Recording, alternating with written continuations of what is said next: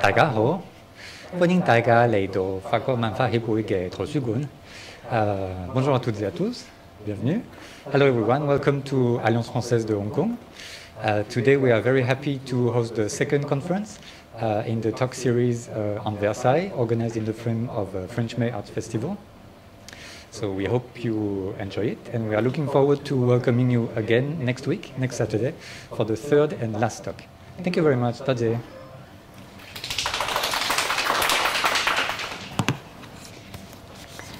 Hello, welcome. Thank you for coming today. I'm very honored to be the mediator today. My name is Estelle Nicolas van Osselt. I actually am a curator at the Palace Museum in Hong Kong. I studied between University of Geneva, London, SOAS, and Beijing. I studied art history, sinology, and archaeology. Before being in Hong Kong, I was in the Barre Foundation of Chinese Art for 15 years. So I'm very happy to be here today to introduce Marie-Laure de Rochebrune, who is someone very important. She was curator at the Louvre before joining the conservation department of the National Museum of the Palace of Versailles and Trianon in 2010. She is now a curator specialized in the field of art objects and has taken on the mission to enrich the royal porcelain collections. She has curated many exhibitions. I cannot mention them all, but among them, exhibition all around the world, Denver, Madrid, Athens, Tokyo, and of course, she wrote many books and essays, but the one that is really important for us today is China at Versailles. That was linked, it was a catalog of an exhibition, and maybe this exhibition is going to travel to China, to the Forbidden City soon. So that's quite an event, and that's quite impressive. I'm very happy to welcome Marie-Laure de Rochebrune.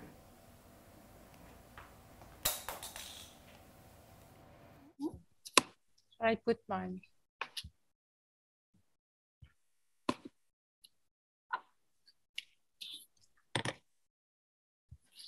So, do you see me? Is it okay? Do you see my screen? Sorry, do you see the PowerPoint? No, we cannot see your PowerPoint. Ah, so.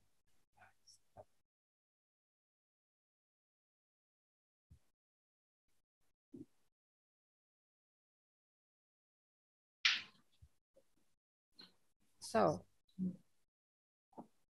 No. So can you press the button share screen at the bottom of Zoom? Yes. Yes, is it okay? Yes, yes. Yes, so I start at the beginning.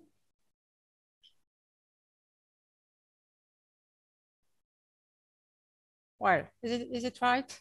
Yes. Yes, thank you very much. So thank you very much, Estelle, for these kind words, and thank you very much for inviting me to the French May. I'm very honored to participate to this festival. As you told it recently, in 2014, I had the luck to be the curator of an exhibition which took place in the Palace of Versailles. Here is Versailles, recognized, of course. And the title of the exhibition was China in Versailles, Art and Diplomacy in the 18th Century. Here is the cover of the catalog, which was written at this time. I show you two images of the exhibition of 2014. This first image shows one of the sections of the exhibition, which was devoted to the story of the successful exchanges between the Emperor Kangxi in Beijing and Louis XIV in France, through the intermediary of the Jesuit fathers who were present in Beijing at this time. Another room here was devoted to the fascination of French elite and connoisseurs for all the Chinese artistic products of this time, and also devoted to the influence of Chinese art on French art, what was an important section of the exhibition. So in 2019, Catherine Pégard, the president of the Château de Versailles, and I proposed to the director of the Palace Museum in its Forbidden City to organize a new version of the exhibition, which could be enlarged and enriched with works of art belonging to the Palace Museum, such as scientific instruments made by the Jesuit fathers or diplomatic gifts coming from France. We had many successful exchanges with the director of the Palace Museum and with his team, notably with Mr. Go, one of the curators. So the exhibition was supposed to take place in spring 2021, then in the autumn of the same year, and on this summer. Unfortunately, as you may imagine, we were obliged to cancel the exhibition for now, but because of the sanitary context, but all of us hope that it will take place as soon as possible in the Forbidden City. It will take place in this wonderful place that you probably know, which is called the Pavilion of the Literary Glory. Today, I would like to give you the outline of our project, now called China and Versailles, and which will take in Beijing as soon as possible. First of all, I would like to go back to 2014 and to give you the main parts of the exhibition, and to tell you that the catalogue and the exhibition were devoted first to the birth of an exceptional relationship between France and China, starting at the end of the 17th century through the intermediary of Jesuit fathers sent to China by Louis XIV. The second part was the fascination of French elite for Chinese artistic productions and the consequences of this fascination, notably the influence of Chinese art on French art. You know perhaps that the main productions which were exported to Europe at this time and to France in the 18th century were usually porcelains, of course, but also hard stones, fabrics, painted papers, fans, bronzes, lacquers, silver, and many other things. At the end of the 17th century, you probably know that these objects were exported to France through the intermediary of the Dutch India Company, the VOC, which is very famous. But in the beginning of 18th century, these products were exported to France by the French boats of the French India Company. So the exhibition, which will take place in Beijing, will follow roughly the same scheme, and all these aspects will be evoked. But what is interesting for us is that the exhibition will be quite reinforced thanks to the generous loans of the Palace Museum. For instance, we will be able to show some scientific instruments made in Paris, such as this object, which was made in Paris and taken to Beijing by the Jesuit fathers, or this fabulous clock, bull clock, which was also, which came in Beijing probably at the end of 17th century. And also thanks to new objects that the Château de Versailles could buy recently. And for instance, this fabulous small Chinese silver ewer, which was one of the gifts of the Siamese ambassadors to Louis XIV in 1686. So you see the new version will be more rich than the version in Versailles in 2014. And I think it will be very interesting to see the two versions, to have seen the two versions. So the first aspect which will follow in the next exhibition, and which was already present in 2014, is this very special period of a very special diplomatic relationship between China and France. And this is very, very interesting. At the end of the 17th century, there we assist to the birth of a very special relationship between our two countries. And this aspect continued during all the 18th century. Perhaps this is due to the King Louis XIV. You have his portrait here as a protector of arts. You see music, you see architecture, you see also the sciences with this map and so on. And Louis XIV tried to enter in contact with Emperor Kangxi. And he tried, first there were tries with trade and commerce, but it didn't work. So Louis XIV changed his mind, and finally it was by other means that he could enter in contact with the Celestial Empire. You have to know that at the same time, the image of China, the image of Cathay, as we said at this time, changed. The idyllic image given by the book of Marco Polo was gradually replaced by first-hand information sent to Europe by European travelers, but mainly by the Jesuits, who were the successors of the famous Father Ricci, who died in Beijing in 1610. So this period was very rich in mutual discoveries, encouraged by the new Manchu dynasty of the Qing, and especially by the Emperor Kangxi. We see here is his portrait you recognize, which is preserved in the Forbidden City, but also by the French king.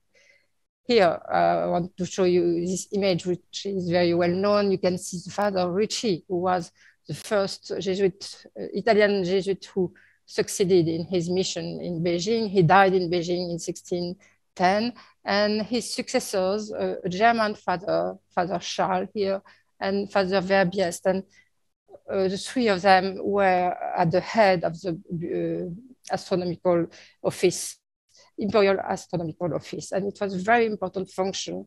And they were very successful because they had a lot of knowledge in sciences, in astronomy, especially. So there were some attempts in the 17th century to establish commercial relations with China, which were initiated by the Cardinal Mazarin, who was the first minister of Louis XIII, the father of Louis XIV. But all these attempts failed.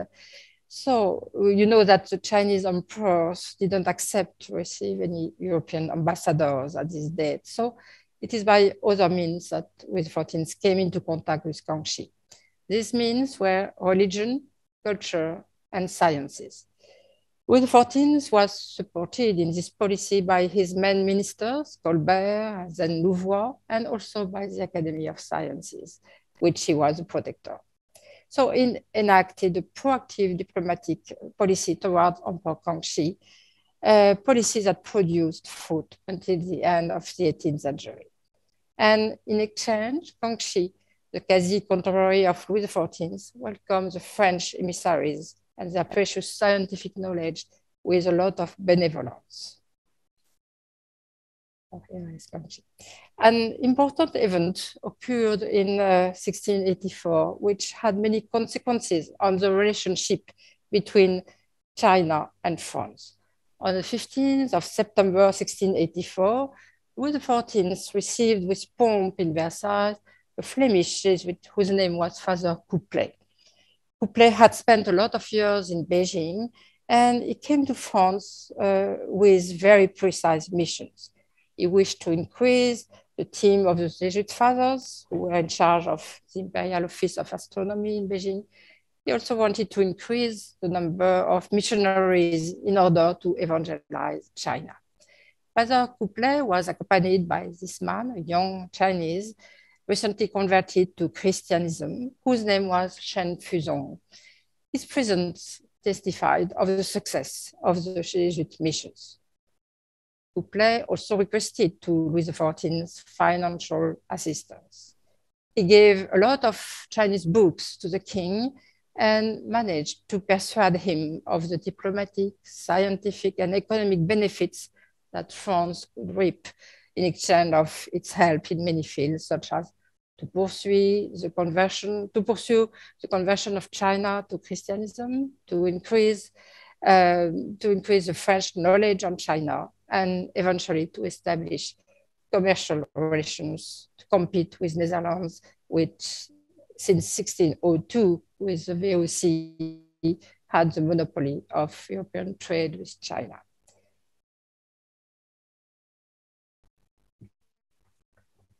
The successors of Matteo Ricci in Beijing, Father Charles, who was German, then Father Verbiest, who was Flemish, had led for years the Imperial Office of Astronomy, which was a very important institution, as you know, very close to the emperor. The office was in charge to establish the calendar and to establish prediction of astronomical phenomena.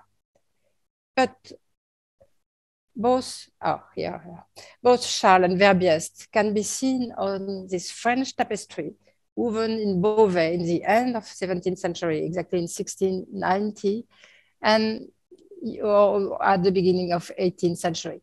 You can see here Father Adam Charles, the German father, dressed like a Chinese mandarin, and no, he is here, I'm sorry, he's here, and here is the Emperor Shunzi, the father of Kangxi. And here you can see the Father Verbiest with the young Kangxi as a boy here. So this tapestry, this belonged to a set of several tapestries, and it is called the first Chinese set woven in France in the manufactory of Beauvais, and it was very successful. Several series were woven. You can see in the background the pagoda. Pagoda is a kind of leitmotif in the French reproductions of China, as we'll see later. So, Father Charles had preceded Verbiest at the head of the Imperial Office of Astronomy and was the direct successor of Ricci. Verbiest here was persuaded that the Jesuit mission would be a success, thanks to the scientific, astronomical, geographic knowledge that the Jesuit fathers could bring to China and to the emperor. As you know, probably, Verbiest made several scientific instruments for the emperor, which are still preserved now in Beijing today in the Palace Museum of the Forbidden City.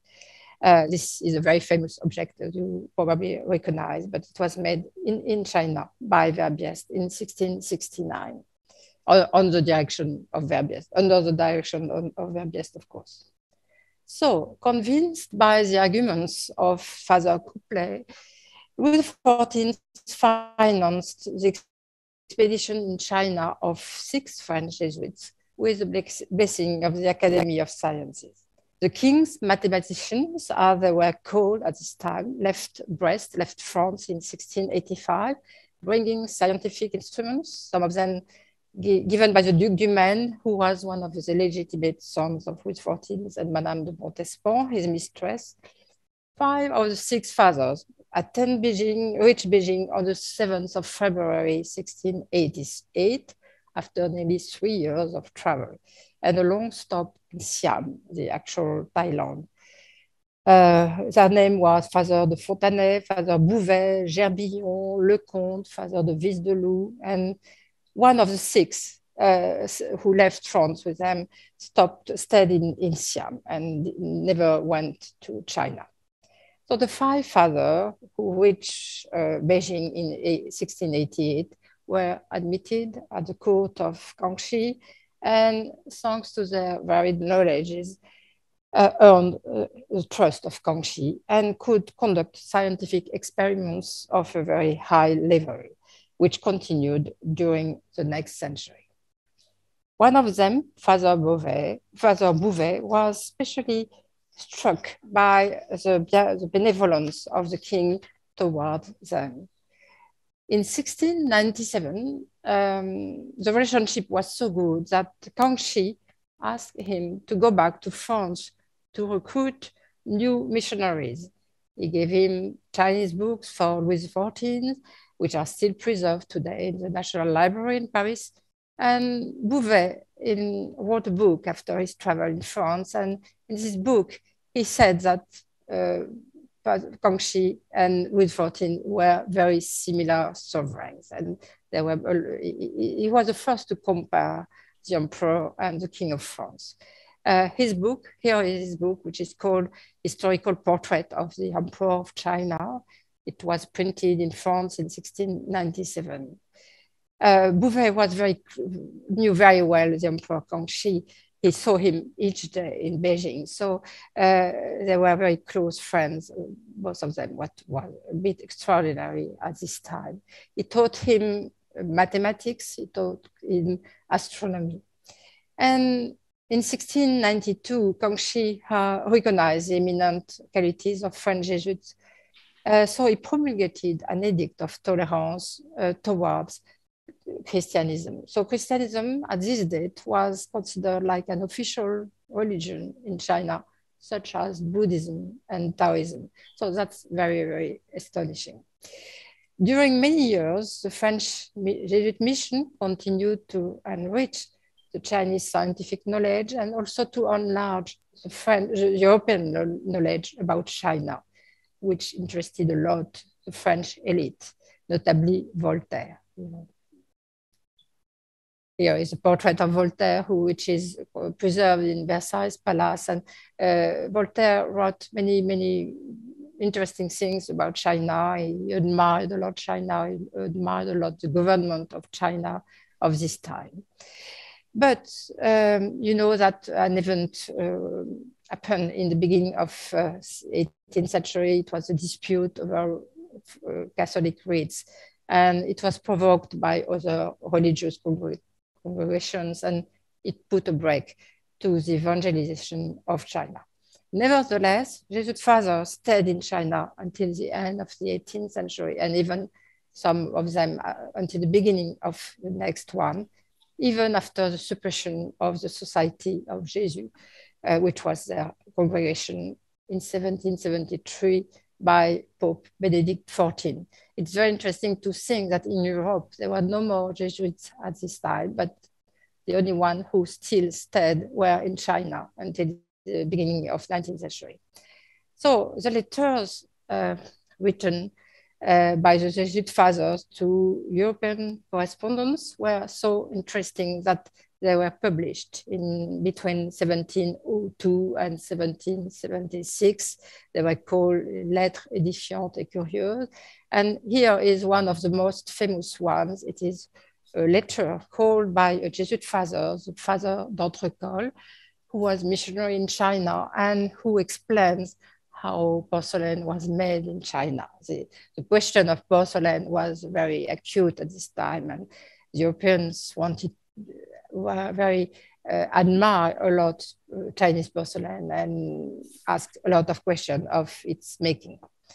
So another Jesuit father, Father du Halde, published in 1735 a beautiful book, which you have here the cover. And this book was printed again in the 18th century. It was a kind of description, geographic, historic, chronological, politic, and physics of the Empire of China. And it was illustrated with a lot of engravings, with maps. And this book was very interesting for Europeans and for the elites, the intellectual elites. And it was present in all the good libraries in France in the 18th century. We know that several members of royal family at Versailles had copies of this book. So it's very important. And the illustrations were also very important because they are a source of inspiration for French artists, as we'll see a bit later. So you see a lot of publications on China in France and in Europe also. And so this, of course, had the effect to increase the taste for China and the interest of cinephiles for China. So this book was really a bestseller in the 18th century and in the milieu of the French cinephiles and also in the milieu of the French artists. So under the reign of Louis XV, you have here Louis XV and his grandson Louis XVI. Here is Louis XVI. The French Jesuit mission in China remained very active. So in spite of the dispute over the Society of Jesus, notably thanks to a man who here is his portrait, a very important cynophile, the most important cynophile in France at this time. He was called Bertin. He was first Contrôleur Général des Finances. It means he was a finances minister, if you wish. And he stayed in the government for a long time. He worked with Louis XV and with Louis XVI. And he was very aware of the importance of the Chinese productions, and was very curious to know more about the industrial productions and also on the artistic productions. He bought a lot of books on China for the king, but also for him, and he had a wonderful collection of Chinese objects at the end of his life.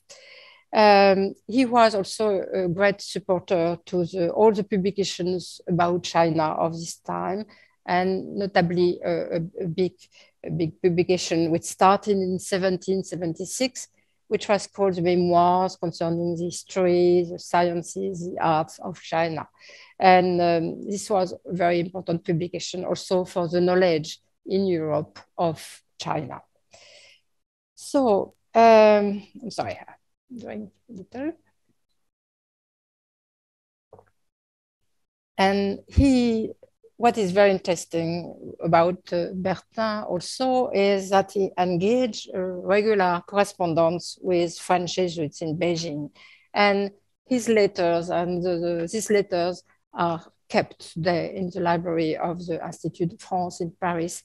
And they are very, very interesting. So among his main correspondence, you had two Chinese Jesuits who were called Ko and Yang, who came to Paris to complete their formation, thanks to Bertin, but also Father Cibot, Father Amiot, Father Panzi, who was an Italian Jesuit. And all this correspondence is very, very fascinating. So Bertin was quite attached to this relationship between China and France. And he was interested by all the aspects of this relationship, by the aspect of the industrial productions of China, such as agriculture, tea production, silk production, porcelain production, and so on. So this correspondence really contributed significantly to the birth of modern sinology, what we call sinology today, and resonated with contemporary elite in Versailles as in Paris.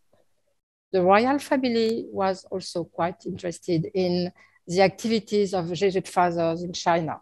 For instance, the Queen Marie-Laure, you can see here with her eldest son, had really a personal interest. She was wife of Louis XV, and she had a personal interest for the Jesuit missions, and she gave money for the Jesuit missions. Later, Louis XVI, Marie-Antoinette, and also their sister-in-law, the Countess of Provence, had copies of the book of Du Halde published in 1735. Well, during the 18th century, so French Jesuits remained very influential in the imperial court thanks to their scientific knowledge, but also for other talents. Some of them were painters, were architects, were hydrographers. Father Attire became the painter of the emperor and participated with the Italian Father Giuseppe Castiglione to the execution of drawings celebrating the victories of the Emperor Qianlong in the north of China. And these drawings were engraved by French artists, and Louis XVI had several series of these engravings. Another French Jesuit, Father Benoit, who was an astronomer, was also an architect, and he contributed to build some pavilions and water games in the Yuaming, in the summer palace in the north of Beijing. So now let's study the fascination of French royal court and fascination of great Parisian connoisseurs for Chinese artistic production. Probably you know that as soon as the end of 17th century and during all the 18th century, the court of France and not only admired the antique Chinese civilization, but developed also true fascination for Chinese artistic productions. This fascination appeared punctually already in the first half of 17th century. For instance, the Cardinal de Richelieu, who was the main minister of Louis XIII, had more than 400 pieces of Chinese porcelain in his collection. A bit later, Mazarin, the Cardinal Mazarin, his successor as main minister, had a fabulous collection of semi-precious stones, what we call hard stone. And among these, there were jade. I have an image. So I show you this image here, who, I'm sorry, I should have shown before. You have the portrait of Bertin. It is one of the rooms of the exhibition in 2014. Bertin, and here the engravings made in France by several French engravers after representing the victories of Emperor Qianlong in the north of China. So here, I'm sorry, here is Cardinal Mazarin, and here is a small jade cup, Chinese jade cup, which belonged to Mazarin and which is now in the Musée Guimet Museum in Paris. And after Mazarin, after the death of Mazarin, it was bought by King Louis XIV to the heirs of Mazarin. So you see that's very interesting, this first interest. So, but one of the first manifestation of this fascination during the reign of Louis XIV in Versailles was a building in 1670 of the porcelain Trianon. You have on the screen an engraving which shows this small house built here by Louis Leveau, who was a great architect. And all the walls of this small habitation were covered with earthenware tiles in blue and white, which imitated Chinese porcelain. It was a very, very beautiful place, unfortunately very fragile. So it was built for Madame de Montespan, who was the mistress of the king. Here is Madame de Montespan. And here, a few tiles, a few earthenware pieces that which were discovered in the 20th century in the gardens nearby the place where the porcelain Trianon was. It was very, very soon demolished, unfortunately, in 1681, because it was so fragile. And there were also water games. And here in the small basin, you had also earthenware tiles to decorate these pieces. So it is said that Louis Leveau took his inspiration to build the Trianon de porcelain in the pagoda, which was in Nanking and which was very famous in Europe, because this pagoda was illustrated, was reproduced in the book of Nieuwhof. Nieuwhof was a great Dutch merchant who went to China, and he published a book when he was back in Netherlands, and with a lot of illustrations. And there was a very famous engraving with the pagoda of Nanking. And this pagoda became really a leitmotif in French art during all the 18th century, in architecture as well as in painting also. We'll see a bit later. And it has, this pagoda had a long posterity in the 18th century, for instance, in Chanteloup, in the gardens of Chanteloup, which belonged to the Duc de Choiseul, who was the Foreign Affairs Minister of Louis XV. There was a pagoda, like the Chinese pagoda of Nanking. So another event was very important and contributed to increase the taste of the French royal court for Chinese objects. It was a visit in September 1686 of the ambassadors of Siam. Here are the three ambassadors. This is a beautiful design it is anonymous. We don't know who did this design, but which represents the audience given by Louis XIV in the Mirrors Gallery in Versailles, and Louis XIV and all his family here and his grandsons here are receiving the ambassador sent to France by the King Franahai. Siam was, of course, Thailand, as you know. And these ambassadors took with them a lot of gifts for the king, given by Franahai and also given by his minister, Constance Folcon. And in these gifts, there were many objects. There were a lot of Chinese porcelain. There were Indian objects. There were Chinese objects. There were Siamese objects. There were from China, for instance. There were lacquers. There were a lot of porcelain. There was silver, and there were also Chinese heartstones. You see, this small cup in jade was part of the gifts of the Siamese ambassadors, and it was given. It was given to this man, the Grand Dauphin. The Grand Dauphin was the eldest son of Louis XIV, and many gifts were not only given to the king, but also to his family, and especially to the Grand Dauphin. And the Grand Dauphin had a son who was called the Duc d'Anjou, and the Duc d'Anjou became the King of Spain in 1700. And so when the Grand Dauphin died, a part of his collection of heartstones went to his son, who was King of Spain. So now this beautiful cup is in the collections of the Musée du Prado in Spain, in Madrid, and because the Grand Dauphin was a great collector of heartstones. In the Chinese pieces given by the ambassadors, there were also a lot of silver pieces. Today, we know only one of these numerous pieces, and these pieces that you have on the screen, we had the luck to be able to buy this piece. Versailles could buy this piece in 2018. The story of this piece is quite incredible. It was kept in the royal collection until the revolution. Finally, it was sold during the revolution in 1795-96 by the government of the Directory. And then it disappeared. We didn't know where it was. And in fact, it was acquired in the beginning of the 19th century by a family. And we could buy this small ewer to the descendants of this family.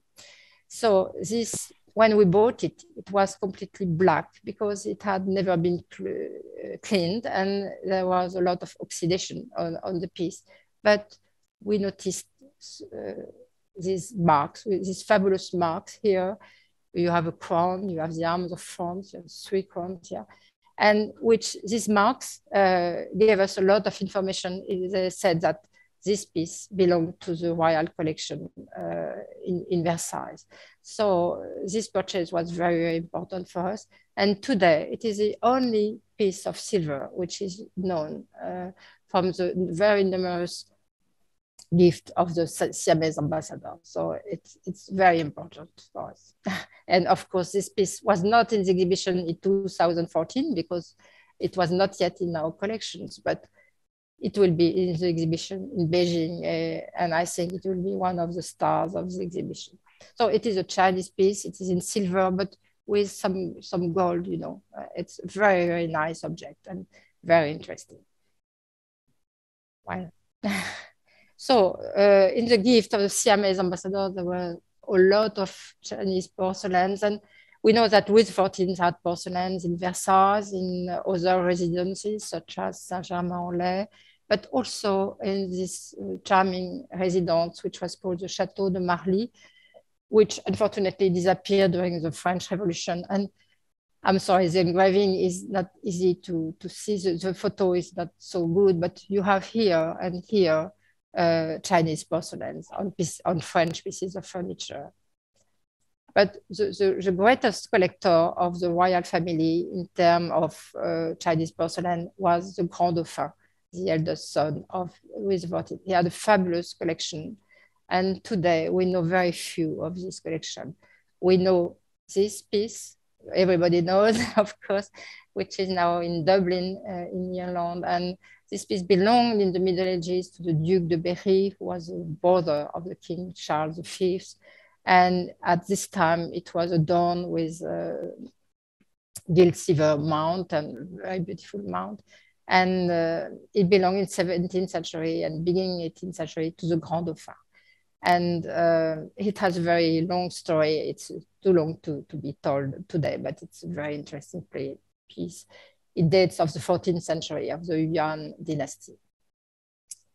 So Louis XIV perhaps was not as a great collector of Chinese porcelain, but there was a big change in the 18th century. Louis XV, who was his great-grandson, was a great collector of Chinese porcelain. He loved Chinese porcelain. And for instance, he ordered in the 1730s a table service for Versailles, which would bear the arms of France, as you see here. And this was a great fashion. You know, we call in France these pieces porcelaine de la Compagnie des Indes. In fact, these porcelains, of course, were made in China, in Jingdezhen, but they were exported to France through the boats of the French India Company. And many great aristocrats in France, but also in Europe, had their service made in China and painted in China. So the king, at the end of the 30s, we don't know exactly the date because the archive is missing, but ordered a big service for Versailles. It's very interesting because it was the first porcelain service which was used in Versailles. And we had the luck to buy several pieces recently. In 2018, we were given this circular dish. It was given by Monsieur de Royer, who is a member of the Friends of Versailles. And 1 year later, in 2019, we had the luck to buy 5 new pieces, these great dishes and these small tureens here in New York, at Christie's in New York. So now we can exhibit in Versailles so 6 pieces of this service, and we hope to buy some more perhaps in the future. We'll see. So you see, it's a beautiful service with the arms of France in the center and with Chinese decoration on the L of the dish. But with the 15th, we know that he bought also a lot of Chinese vases. And what is very strange for Chinese people today is that these vases were quite often adorned, decorated with gilt bronze mounts. It looks very strange, but in fact, it is because these Chinese porcelain were so rare, so precious, that French merchants had the idea to add these gilt bronze mounts to how should I say, to show the preciousness of this object. You know, it was an old habit. It started in the Middle Ages. For instance, the vase which belonged to the Duc de Berry was adorned also with a gilt silver mount. So, for instance, what is very strange is that these mounts quite often change the function of the object, and it looks very strange today. For instance, here you have a vase bought by Louis XV. Here it is in the mirror, so it is the same one. And it was completely transformed by the adjunction of gilt bronze mounts. And it became what we call in France a fountain perfume, perfume fountain, sorry. And so it changed completely the function of the object. So this perfume fountain is very important for us because it is the only Chinese vase which belonged to Louis XV we know today. And in fact, he had many ones. So it's very important. It is in Versailles. It came back in Versailles in 1985. It was given to us by a great collector. And of course, this piece will go to Beijing for the exhibition. So it is so important. The mistress of Louis XV, Madame de Pompadour, had also a great taste, a passion for Chinese porcelain. Here is a portrait by Natier, which is now in Versailles. And she became the mistress of the king in 1745. And as soon as she became the mistress of the king, she bought a lot of Chinese porcelain. And of course, we know few porcelain of her collections today, but you can admire in the Royal British collection this wonderful vase, which was also adorned with beautiful gilt bronze mounts. There are two of them, and they belong to the Queen of England today. And these two pieces are absolutely magnificent. And she loved the blue glazes, such as this one, what we call bleu poudré or in French, and which was imitated by French manufacturers of porcelain, and especially by Versailles manufactory and Sèvres manufactory. So she was a great collector, and this piece and the second one were exhibited in Paris in the Hôtel d'Evreux, the hotel, which was one of her houses in Paris, and it is now the Élysée Palace. So you see, it has a long story. This passion for Chinese porcelain continued during all the 18th century in the royal family. Here you have a beautiful piece which belonged to the Queen Marie-Antoinette in Versailles. In Versailles, it was exhibited in this room. Unfortunately, it is no more in Versailles now. It is in the Louvre collection because it was not sold during the Revolution because it was so precious. And it was sent to the museum in the Louvre, and it never came back to Versailles. And you know, this is what we call marchand mercier. It means merchant object, because the merchants of this time asked to bronze maker to transform the object. In fact, this object is made of 5 Chinese porcelain: vase, 2 lions, small cup, and a small tray. And they have been reunited in one object by the gilt bronze mounts. It's very strange, I think, for Chinese people to see that, but it's very interesting to see how it was done. And it was a fabulous object, and the Queen Marie-Antoinette loved this object. Marie-Antoinette had also these 2 fabulous objects, which are now in a private collection in Paris, but which were exhibited in Versailles in 2014. So you recognize this shape of Chinese vase with a very dark blue ground, so beautiful. And you can notice the gilt bronze mount, which is so precious. It looks like jewelry, you know, it's very, very beautiful. So these 2 vases were in another cabinet of the private apartment of the Queen. The King, Louis XVI, was also very fond of Chinese porcelain. And for instance, in 1782,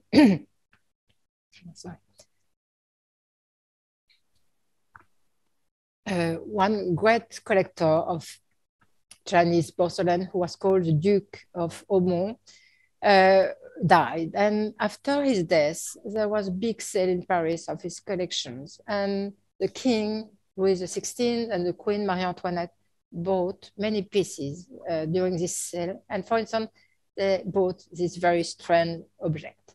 Of course, you recognize this object is a stool, a garden stool. And it was adorned with gilt bronze mounts, and this mount transforms this shape in vase. Very, very astonishing.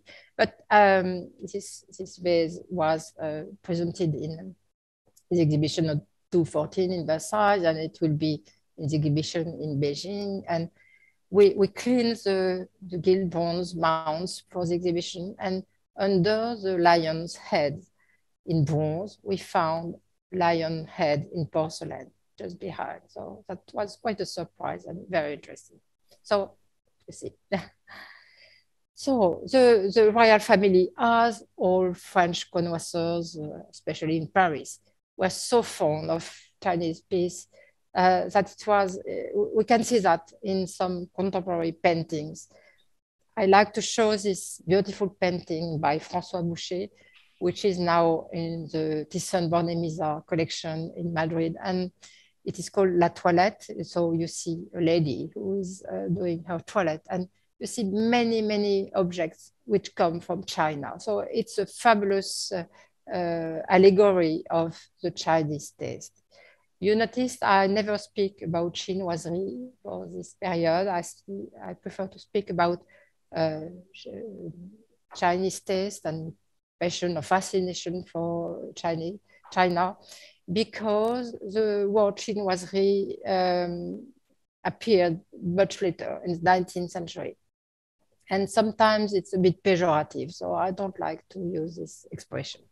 So you can see here a Chinese celadon vase here. You see this screen are covered with Chinese wallpapers.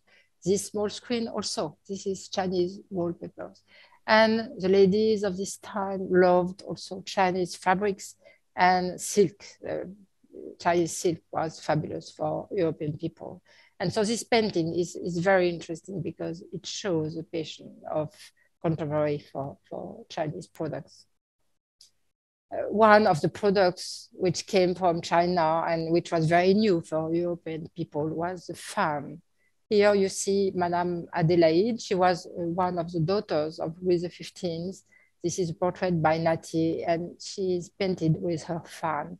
It was quite a novelty for French people. So we know a lot of paintings of this type showing portraits of ladies with a fan. It's very nice.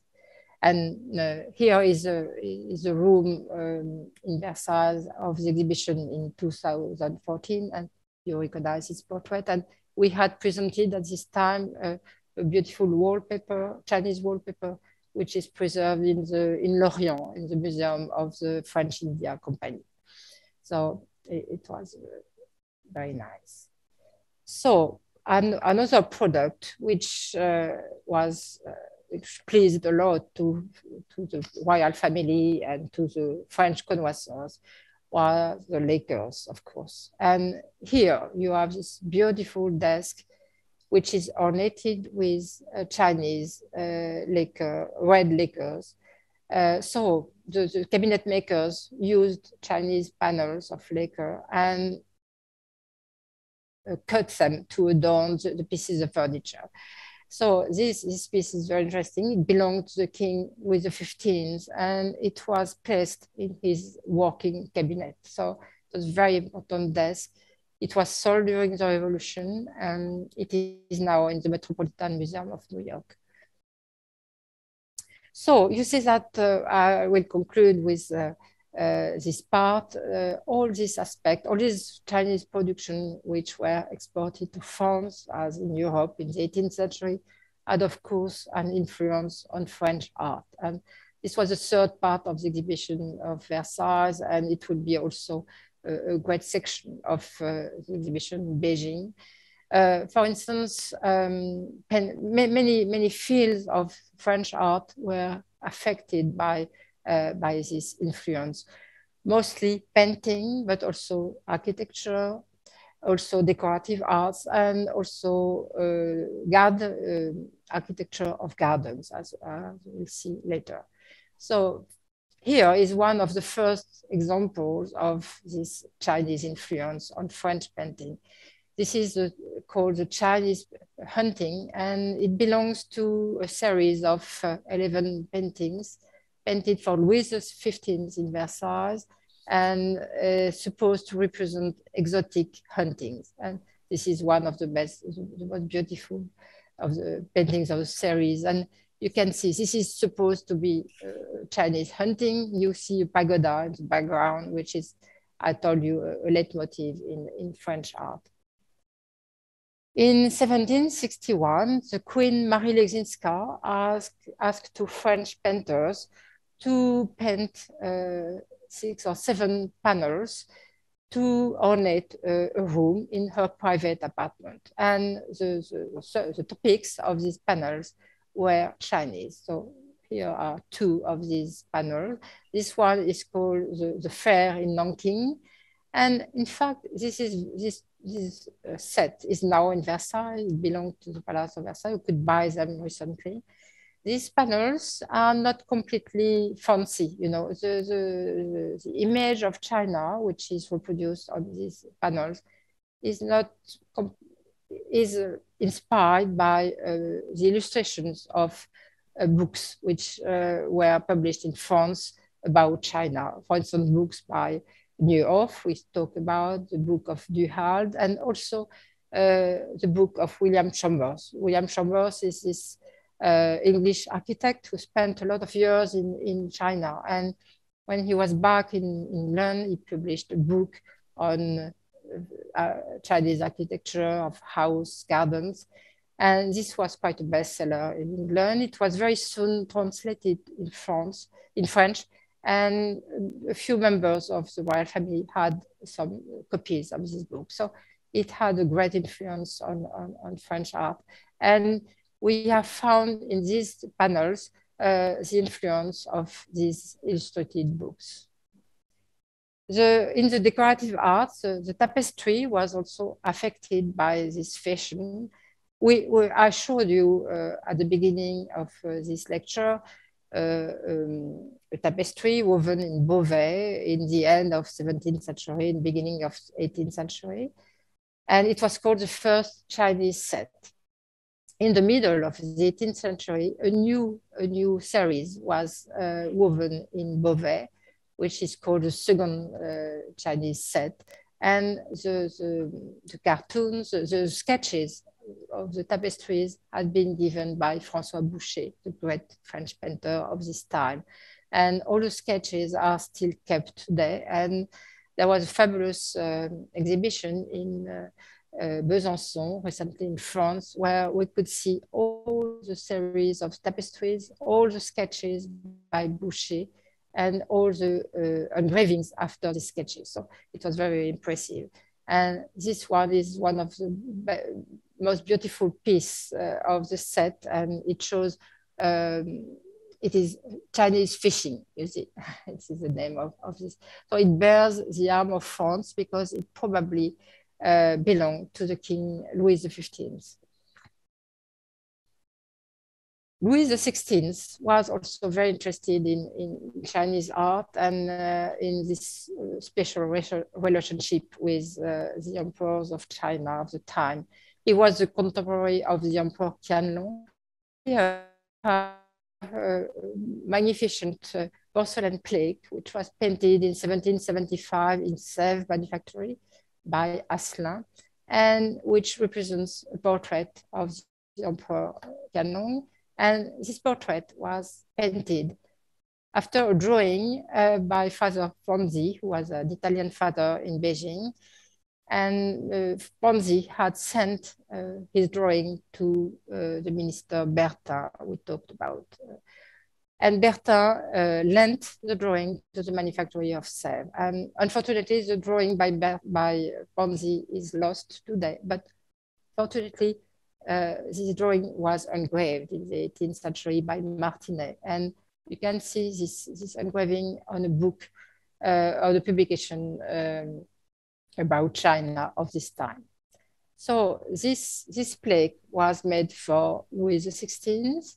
And furthermore, another plaque was made for the Emperor Qianlong.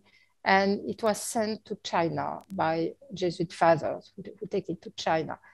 But unfortunately, today, it looks that it is lost. We have talked a lot about this plaque with Mr. Guo in Beijing, and it is no more in the collections of the Palace Museum in the Forbidden City today. Perhaps one day it will reappear. And a third plaque was made also for Bertin. So this one also has disappeared today. So the only one which is known is the one which is in Versailles now, and which of course will go to Beijing as soon as possible. From the portrait of Qianlong on the plaque, Boiseau, who was a great sculptor in Sèvres manufactory, did terracotta, and after the terracotta, they could do some biscuit, what we call biscuit in France, and we know a few exemplaries of this portrait of the emperor. The Queen Marie-Antoinette had a copy of this biscuit. So the influence of China is very deep in big production of the self-manufacturing, and especially the royal family bought many pieces with decors which were supposed to be Chinese. So of course it may look very strange for Chinese people today, but anyway, this decoration, for example, this series of 3 vases belong to Marie Antoinette in Versailles.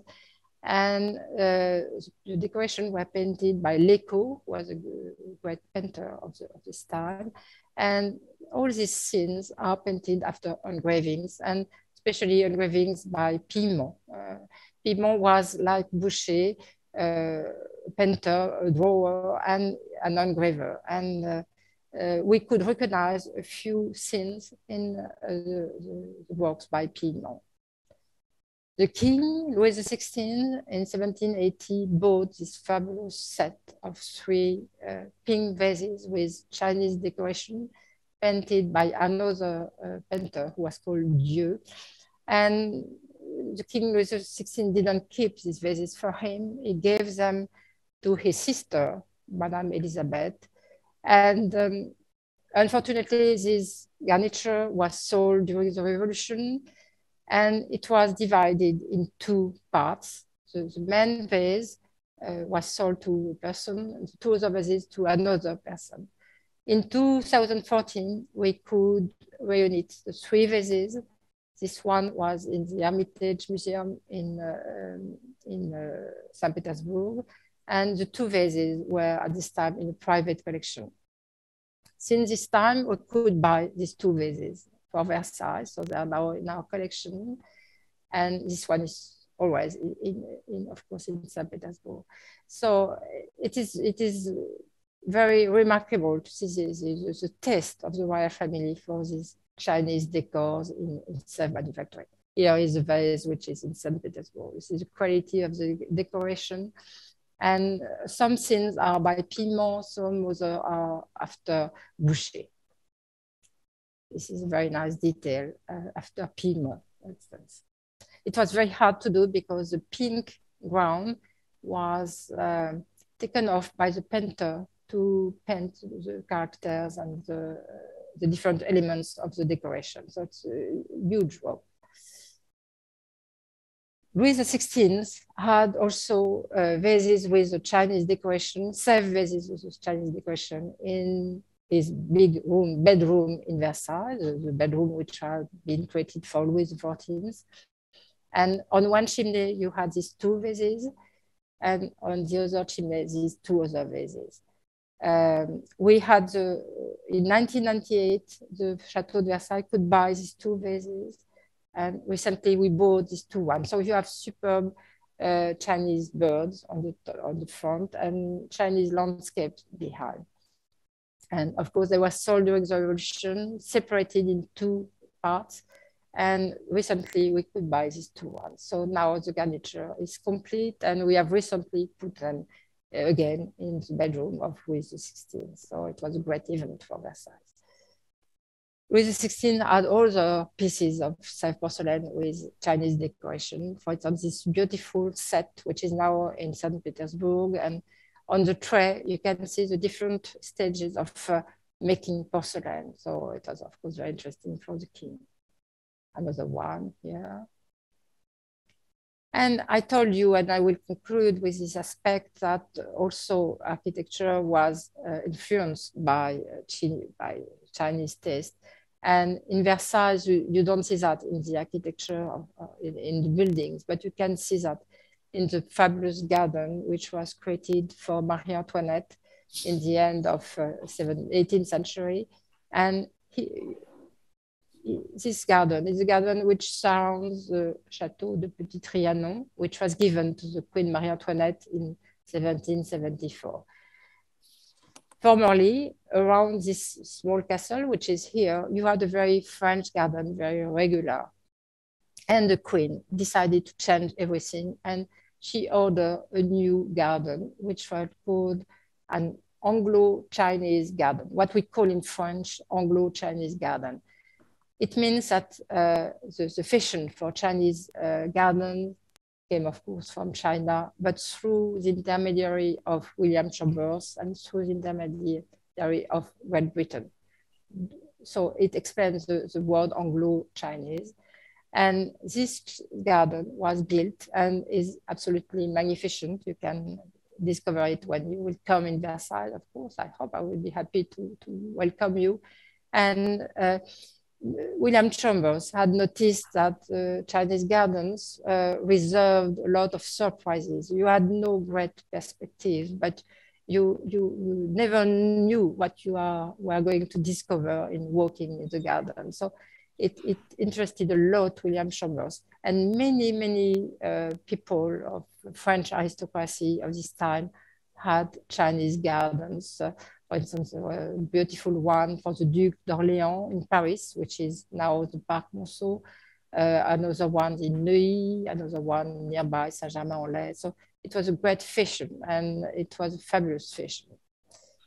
And nearby the Petit Trianon, there was also ordered by Marie-Antoinette, this small manège. We call that jeu de bague, Chinese jeu de bague. I cannot manage to translate it exactly. So I hope Estelle will give her help for that. So all this was done for the Queen Marie-Antoinette. I think I will conclude with this image, and I thank you a lot for your attention and your patience. Thank you.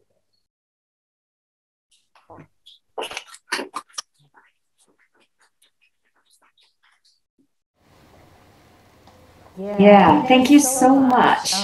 It was so interesting, and we really wish to be able to travel back to Paris and come to Versailles, you know, but it's a bit difficult lately.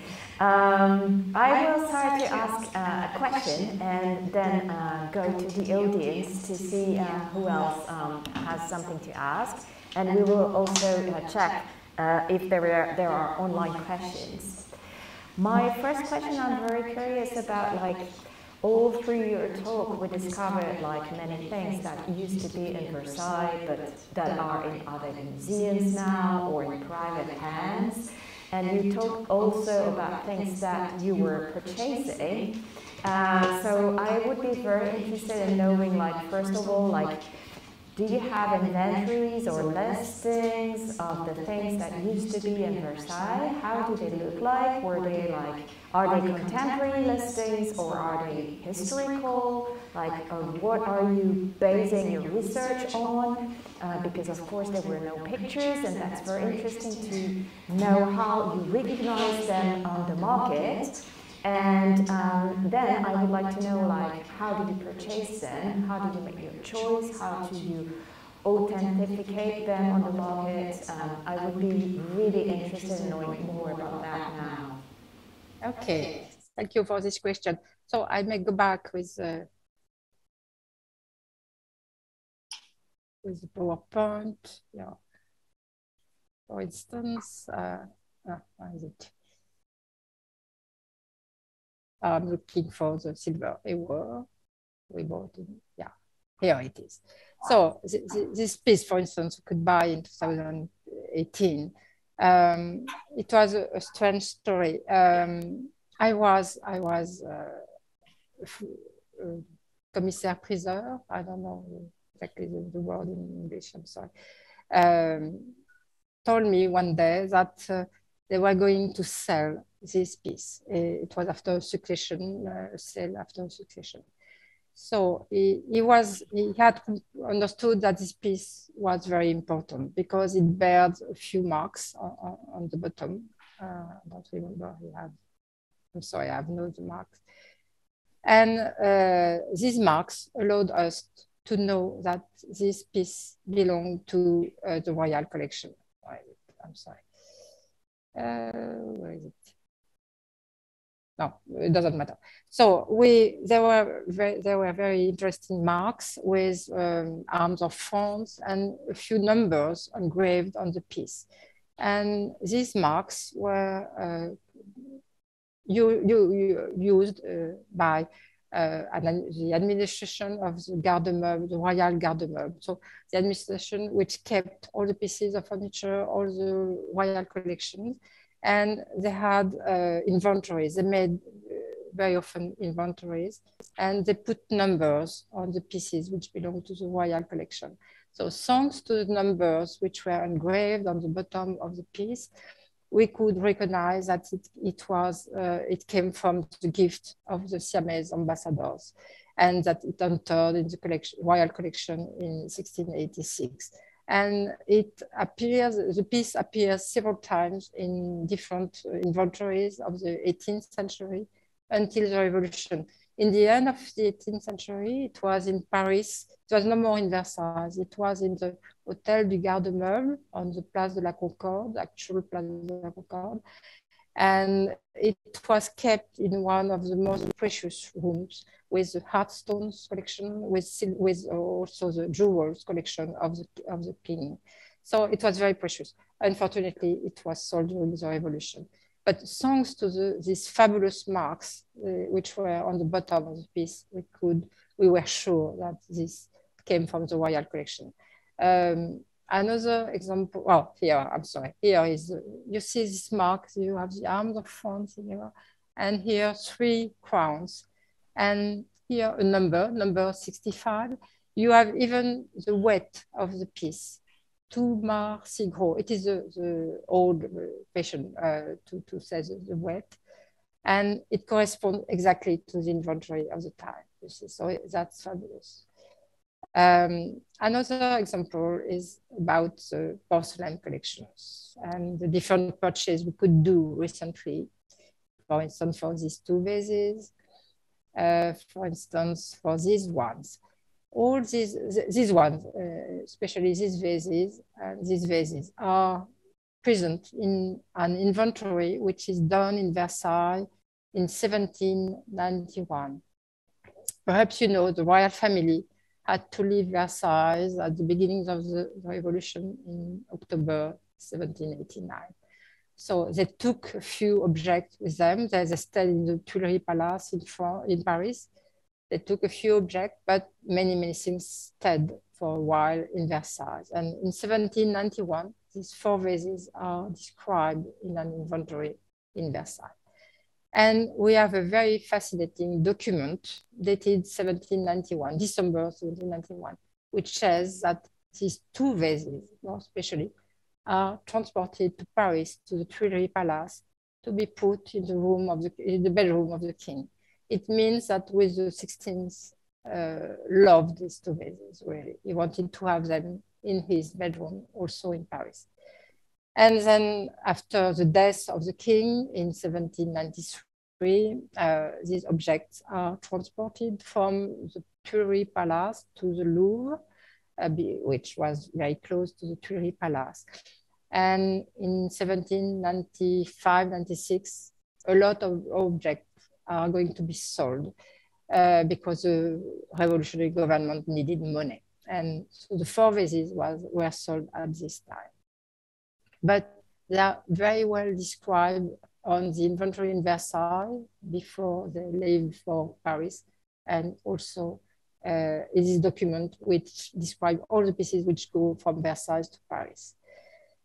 And so after, it's a kind of game, to find again all these objects, and it's a kind of police game sometimes. And of course, sometimes collectors tell us that important things, merchants also. These vases were preserved until 2018 in a great collection in the United States. You see. What shall I show you? No, it is. Does the French government give you like a preemption, like a priority if this kind of object got sold in France? So there are different ways to do purchases.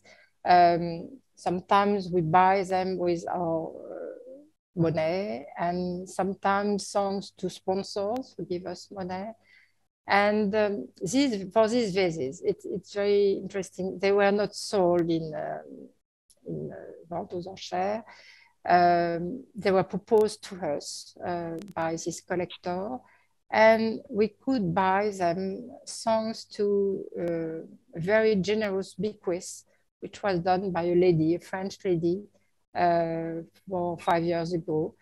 When she died, her fortune was given to Versailles, a very important gift. And it was given to Versailles to buy pieces which were in the castle before the departure of the royal family from Versailles in 1789. And these objects were typical objects which had been in Versailles until 1789. So we could buy them with this money, you know. Sometimes for some pieces, and it was a case for the small ewer. What is it? Again. Sorry, yeah. This one, it was another solution which was used. So we realized that it was a very important piece because it was the only piece of silver known coming from the Siam. So we could classify this piece as what we call a national treasure. So you have to pass in front of a few commissions. It's very hard. You have very serious people from Minister of Finances, people from Minister of Culture. But if you have a very important object to buy, it can be successful. So this object was so interesting historically for also artistic reasons that it was classified national treasure. And in this case, a firm can buy the object for the French government and it can be attributed to a museum after. So it is what happened. It was bought by the firm LVMH, Dior, Vuitton, the group LVMH, and given to Versailles. And it's very interesting for fiscal reasons for the firms who do that. So they're very happy to do that. And it is very nice for a firm to have contributed to this type of purchases. So everybody is very pleased with it. This is a recent law which was done by Mr. Ayagon, who was a Minister of Culture in the 1790s. And it works very well today to buy very important pieces such like this work. I don't know if I understood answer to your question. Yeah, thank you. I think we're going to have to ask the audience if they have any question. Any question from Marie-Laure? Do we have any question online? No? Oh, there is a question. Hi, thanks for sharing. I'm curious that you've mentioned that those pieces are belonging to the kings, queens, princess, the king's mistress. So do you have a database or any like trends showing who in the royal family loves Chinese pieces, or those kind of more general pattern in terms of who are curious about exotic arts or collections?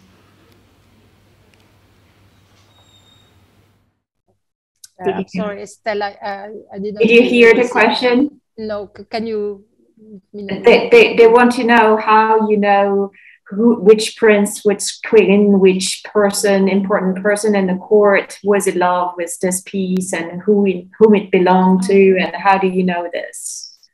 That's a good question. We know that because we have documents which show us that some people bought things to merchants who worked for the royal family, or we know also that the administration of the royal garde-meuble, it means royal household, bought things for the members of the royal family. So we have a lot of archives. So the difficulty is that many of these pieces have been sold during the revolution. There were a lot of sales in Versailles between 1793 and 94.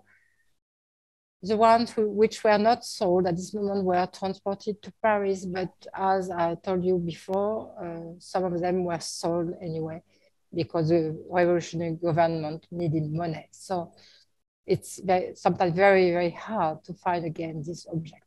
What is interesting to note, and I've discovered that in working in Versailles, that this object had a lot of, were very valuable. They had cost a lot of money. So they have been preserved, and I'm impressed by the fact that these objects reappear today. And sometimes people who have this object don't know anymore what it is, but they reappear because they had a big value, a big financial value. So most of the time, they have not completely disappeared. And we had the luck recently to be able to buy a lot of pieces coming from the royal collections. And because they are mentioned in inventories of the time, or we know that we have the documents, which means that they have been bought by a member of the royal family. I have another question. I'm very interested by the porcelain Trianon that existed only for a very short period of time. And we know very few images or reproduction of this. And you said that you discovered like you had finds of a few shards, blue and white shards.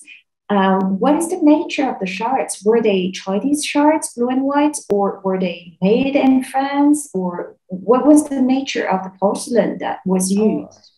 That's a good question. We think they probably were made in France, perhaps in Rouen or in Nevers manufactories, which were very famous manufactories of faience. Perhaps a few ones came from Delft manufacturing in the Netherlands, but it's not completely sure. In the small pieces I showed you, all of them are French and mostly from Nevers manufacturing, which was very famous at this time. So it's not porcelain? No, it's not porcelain because... So it's wrong to call it the Trianon, the porcelain Trianon. In fact, these pieces imitated Chinese porcelain through the version given by Delft manufacturing. You know, in Delft, in the Netherlands, they copied very closely some Chinese porcelains. And the copies were so good that sometimes people talked about porcelain of Delft. It was a mistake, of course, it was earthenware. And in France, people have started to do porcelain. In the first attempts were done in Rouen in 1670, just at the time the pavillon, the Trianon de porcelain was made. But we know very little about this production. It's very small production. Then there were attempts in Saint-Cloud, nearby Paris and Versailles. But it was soft-paste porcelain. It was not porcelain, hard-paste porcelain like Chinese one. There was no kaolin in this porcelain. And it was, there were frenetic researches to imitate Chinese porcelain. And it was very hard for French people. And the first kaolinic porcelain were made in France in Sèvres manufactory only in 1770, 100 years later. So the fact that it was, sorry. So please, what were you saying? Yeah, so the fact that it wasn't real porcelain may explain the fact that it was so fragile and that it didn't resist the cold and maybe the winter, and maybe that's because it wasn't real porcelain. Yes, you know, earthenware is much more fragile than porcelain.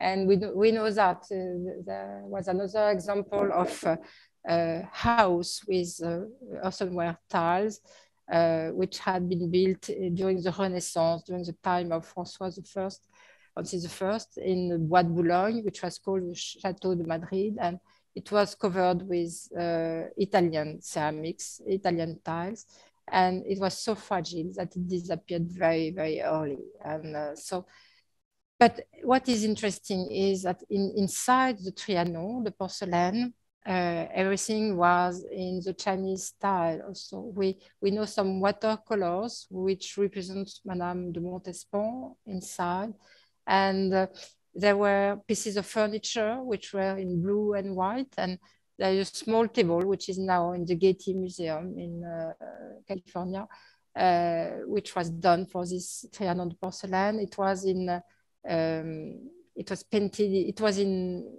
recovered by ivory, and ivory was partly painted in blue. So there was a beautiful decoration, blue and white. But unfortunately, there are very, very few testimonies of this Trianon de porcelain, very few watercolors, paintings, or engravings. So, and the testimonies are not easy to always to understand. So it's still a bit an enigma, this Trianon de porcelain. Okay, I'm just checking if we have any other question from the audience here. Anything? Maybe this is the last question. Yeah. Hi, thank you so much, Marie-Laure. This was really fascinating. I'm actually very curious about the objects you presented that were, especially the porcelains that were brought to Versailles and then transformed by the artisans in France with additions, and I find that extremely interesting. And I'd like to know if there is a counterpart on the other side of objects being brought from France to China, and do you know of any transformations that were also done in a similar way where it changes the function of the object? I mean, I find this really very interesting. If there's any examples that you could give us, if you know of. I'm sorry, I didn't hear the end of the question. Oh, okay. Can you let me know? Yeah, she would like to know if you know of any, if you have the knowledge of any objects like French objects or European objects that were brought to China that had the same kind of transformation as the Chinese vases with the gilt mount, bronze mount in France. I'm sorry. Can you let me know in French, Estelle? I'm sorry. Oui, en fait, elle aimerait savoir si vous connaissez des objets qui correspondraient, qui auraient été importés d'Europe en Chine et qui auraient subi une transformation similaire aux objets chinois qui ont été en fait embellis de montures en bronze doré et tout ça. D'accord, okay. So I have an example which is very amusing. I showed you in the beginning a bull clock. I don't know if you remember. Where is it? Ah, here it is.